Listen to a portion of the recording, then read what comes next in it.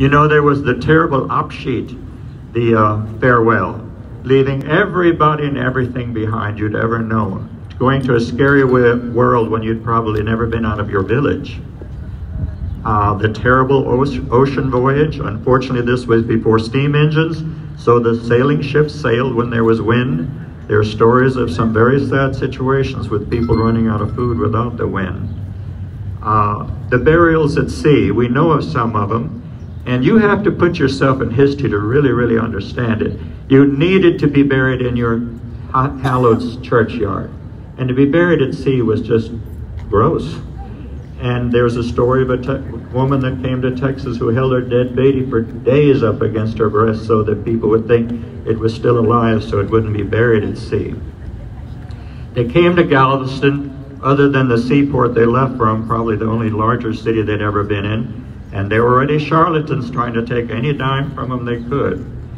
But the heat, humidity, and mosquitoes never experienced by them. It's still bad on the beach after 175 years of insecticides and drainages, but it must have been one of the most horrible things that could have happened to them. They took a schooner. You'll hear people argue about whether they came to Galveston or Indian, or whether they came to boats, so quit arguing about it. This was a seaport, supposedly, kind of a spot on the beach that Prince Carl's idea was to isolate the Germans from those Texans and Americans. The first families did far better than the later families because there was still a little money for food, transportation, and such. By the way, Prince Carl did something very commendable. You know, most cultures in Europe did not celebrate this, but the Germans did. He put up the first Christmas tree that I know of in Texas in December of 1845, which was a bush. And I'm sure he had it done because, you know, he had a valet to dress him, so I'm sure he didn't decorate trees. But he remembered, and they did improvise. You know, in Vietnam, we had a metal tree with slit beer cans for decoration, so you can improvise. The later immigrants had just almost nothing. When the Mexican War broke out, the wagons all went to the war effort. Here we sat on the beach with our necessary things to survive, with no means of getting them hundreds of miles. A few poor young men even enlisted in a war they didn't know anything about, but they could get a paycheck. Hundreds died on the beach. There's not one sign of a single grave. It's very sad to you when you see that, when you know what's there, and there's no commemorative whatsoever there. One family bought a handcart, milk cow, tied bundles to it, and walked to Fredericksburg. Now, many people die there. For example, my grandchildren would be 8th generation, but they're only 7th because they lost 3 grandparents on the beach and 1 near Victoria, and they happen to have been the oldest generation.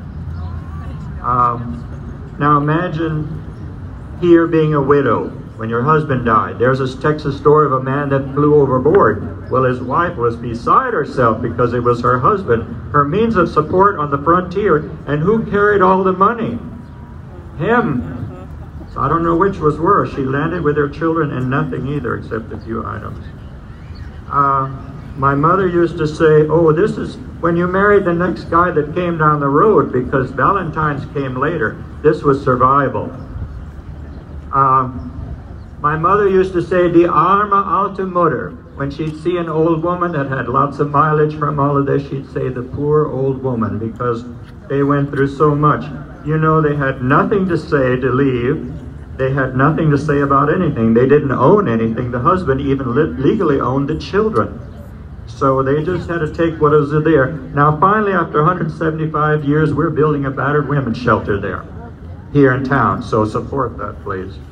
The worst possible situation of all, probably, was losing both parents. Imagine a child, when it's desperate, who can take that child or those children? So they did have an orphanage in New Braunfels. Now many died on the trip from the beach to the New Braunfels and Fredericksburg. Unfortunately, Prince Carl, there's really nothing wrong with Prince Carl, except he was an aristocrat. And if you remember from English literature, if you had to care about money, you weren't only really that rich, like Rodeo Drive. So he didn't keep books or anything. He just kept charging and got seized by customs. I mean, the people in Galveston were not going to let him leave with all these bills. So when the poor Baron von Moisebach came here, very good replacement for Prince Carl. First thing he had to do was bring the money he had brought to bail him out with debts, and then more debts than New Braunfels. Now, why would a high-born, highly educated, with numerous college degrees, when most people didn't go to school or much, why would he come in this wilderness? Why would he leave a cultured family with a mansion and a library of 30,000 books? That always impresses me. Most people didn't have one at that time. The answer is freedom, like Gerald mentioned. He'd read about the American Revolution, the French Revolution, and about the people in Germany trying to get the aristocrats to allow freedom. He was such a firm believer in democracy, he even renounced his title. Now that's a big deal, Peggy, because you get you get many more dinner invitations as a countess than Mrs. somebody. So he gave up his station in life because he believed in this democracy. Remember, his last home was a little community on the way to Mason he named Loyal Valley, loyal to America. Second, but equally important, was his character. Upon arriving, he had used up those funds, I said. He had hundreds of settlers here and thousands coming with zero money. He couldn't share that with anybody. If he even told one of the officials, you know, keep a secret, well, you know how that works. Then there'd be mass hysteria. So he had to take everything. Even when people wanted to attack him, individuals or groups, he had to keep that all to himself. Many of us would have quit. Then he did the amazing feat of doing that Comanche peace treaty, which literally saved many of the pioneers. The rangers said the safest place for them to travel in Texas was the German area because of that peace treaty. I'm proud that I had ancestors who signed the petition when they asked him to stay. When he was first thinking of quitting, they asked him to stay. Moisabah established this site between two creeks. The Pedernales area was already owned by land speculators, if you can believe that. We've been doing that ever since. And again, people were mad at New Braunfels and Fredericksburg because they were promised hundreds of acres and they were going to get a town lot and 10 acres outlot for farming. That's not the deal. Well, he couldn't do it at that time. Now, what we had here, our first houses were stockade houses. About a 14-foot square ditch with branches in it, wired together with vines and ropes, if they had any, with a grass roof. One Texas girl said her father wasn't a very good carpenter. He'd never built a house before, so they had to have umbrellas over their bed when it rained. The conditions were horrible. The first few years, we had 2 epidemics that killed over 100 people out of a few hundred, and then starvation. We can't even imagine how bad it was. The Durst brothers, for example, were interviewed when one of them was an old man by Mr. Penninger, who wrote the first 50 years. And he said twice they went to get food, to get corn. One time they went out to the rangers, and the rangers said they didn't have any that they could spare, but then miraculously, purposely or accidentally, one of the sacks tore, and they let them have the grain in that sack. And they walked back 16 miles with that corn. The other time, and I think it was Nicholas Zink who was building a mill here on the town creek, one of the 2 creeks, I forget which now.